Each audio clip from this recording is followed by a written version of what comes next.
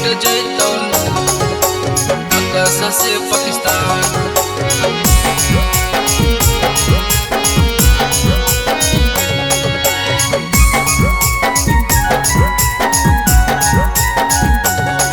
अरे हिंदू धर्म के बेटा कैले परेशान, मिट जैतौ नक्शा से पाकिस्तान। रे बेटा मिट जैतौ नक्शा से पाकिस्तान। छोड़बौ न कर दिलियौ युद्ध के ऐलान, मिट जैतौ नक्शा से पाकिस्तान। रे बेटा मिट जैतौ नक्शा से पाकिस्तान। नक्शा से पाकिस्तान।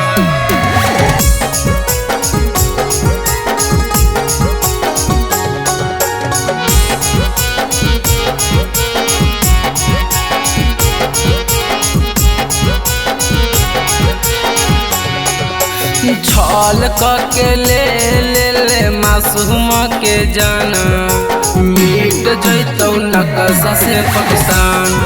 रे बेटा मिट जैतौ नक्शा से पाकिस्तान। अब की ना माफ करतौ पूरा हिंदुस्तान, मिट जैतौ नक्शा से पाकिस्तान। रे बेटा मिट जैतौ नक्शा से पाकिस्तान। मिट जैतौ नक्शा से पाकिस्तान।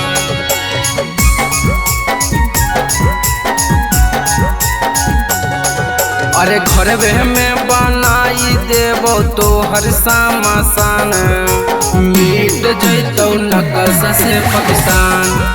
रे बेटा मिट जैतौ नक्शा से पाकिस्तान। अरे आर्यन प्रिंस के बात रखले ध्यान, मिट जैतौ नक्शा से पाकिस्तान।